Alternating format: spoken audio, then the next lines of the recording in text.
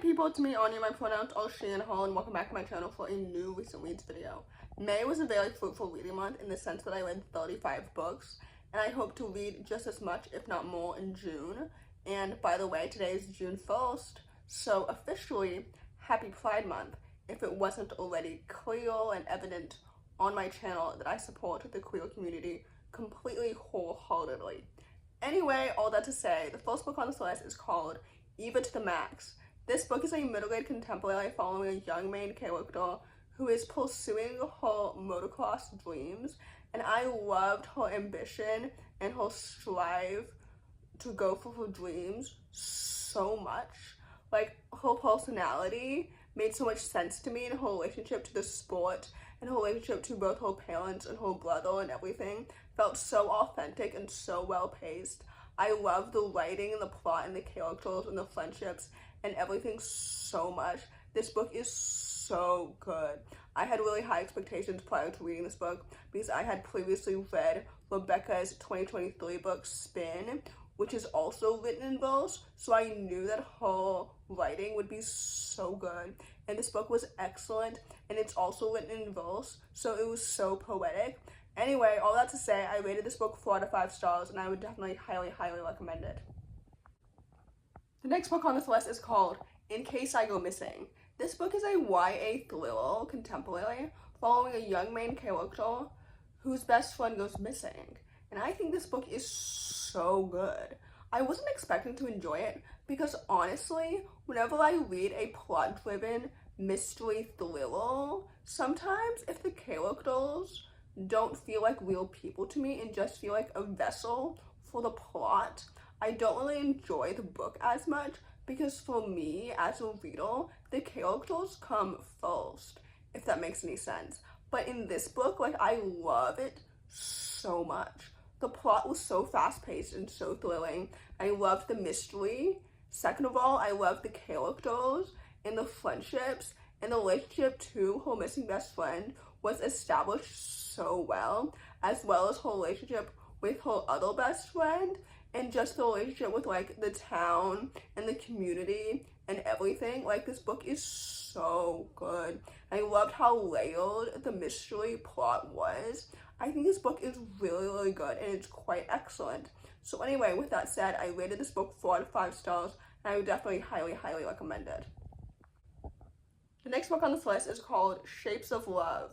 This book is a YA contemporary following an emo ace pop star who's navigating fame and the idea that romance isn't necessarily the ultimate life goal. And I really enjoyed this book a lot because, first of all, I loved the queer representation in Sasha's aromantic and asexual identity. It was done so well. Second of all, I think this book is excellent and it's so good. And I also loved her relationship with, like, fame and not wanting to disappoint people and everything. And I also loved, like, her relationship with her friends and her found family. I categorize this book as YA, even though the main character is technically 19, because the writing felt YA, and it also felt convenient that the author made Sasha 19 to explain why, for example, since she's a fictional celebrity, like, why she's staying in a hotel room by herself for multiple nights at a time, or whatever. You know what I mean? Anyway, all that to say, basically, don't expect this book to be a new adult or anything like that, because for me, it felt very YA, which is totally fine for me because I love YA, obviously. But anyway, all that to say, this book was so good. I think it's really awesome. I think it's so important, and it serves as a reminder for ace people especially, that, like, happiness does not have to be earned. Happiness is deserved at all stages of life. But anyway, all that to say, this book is really good and it's really excellent. So with that said, I would definitely highly recommend it because I rated it 4 out of 5 stars. The next book on this list is called This Must Be the Place. This book is a YA contemporary following a sapphic main character who inherits a struggling gay bar from her late great-uncle, whom she was unaware was even queer in the first place.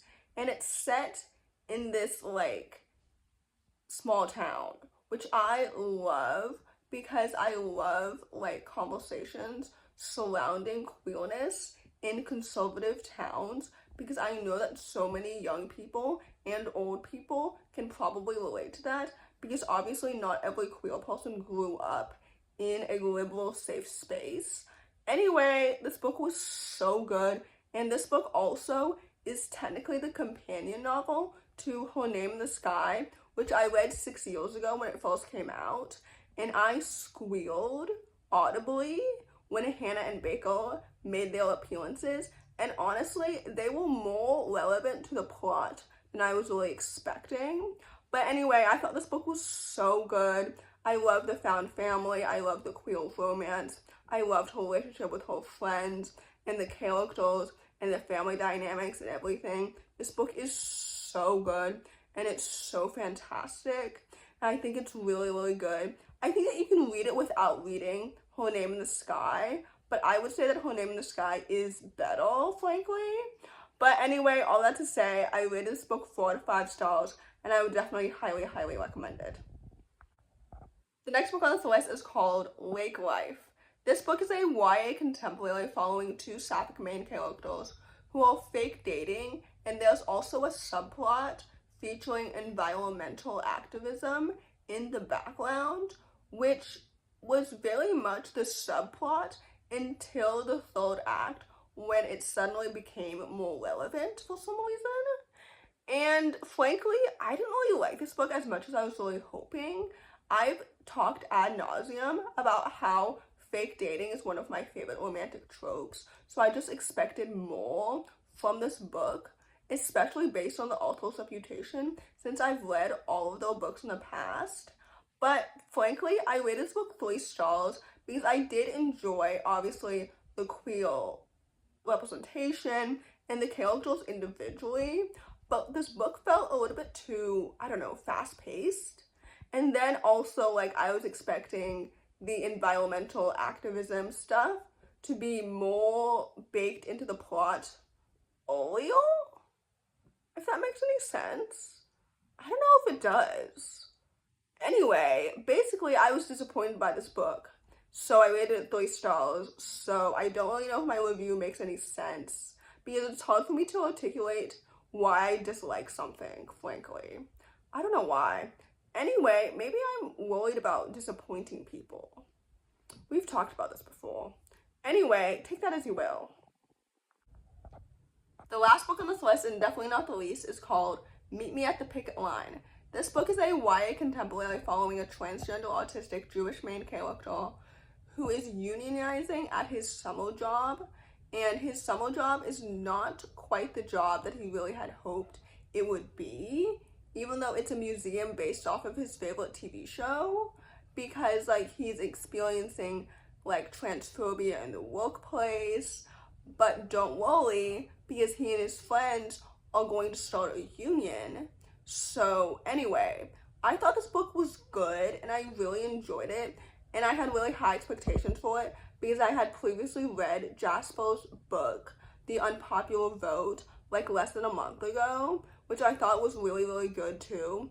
But anyway, within this book, I really appreciated the portrayal of like labor unions and politics, and also like the queer representation was so good and so well done. I love the found family. The queer romance was quite solid. Like, this book is really, really good, and I really, really enjoyed it. Although I did hope that there would have been more closure between him and his sister towards the end of the book.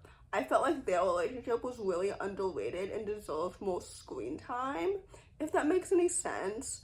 But I also appreciated like the neurodivergent representation and the Jewish representation and everything. Like, this book is really good, and I would definitely highly, highly recommend it. And I loved how hopeful and happy it was. So anyway, with that said, I rated this book 4 out of 5 stars, and I would definitely highly, highly recommend it. Although I will say, maybe this is an unpopular opinion, but I preferred The Unpopular Vote. So anyway, with that said, take that as you will. So in conclusion, I think I'm going to film my mid-year book tag probably next, because I really want to talk about my reading year so far, since it's June 1st. We're almost halfway through the year, which is a little bit bizarre. I know everybody says that time moves faster the older you get, and it's so true, because what do you mean it's June already? That means it's almost July. I don't like that. Although July is Disability Pride Month, which is my Pride Month, so that will be fun. Anyway, all that to say, if you enjoy this video, please don't hesitate to give it a big thumbs up. Comment down below the whale emoji if you made it all the way to the end of the video, because my shirt says all is whale, so that's fun. Anyway, I hope that you enjoyed this video, so thanks for watching. Subscribe to my channel if you're new, and I'll see you next time. Bye!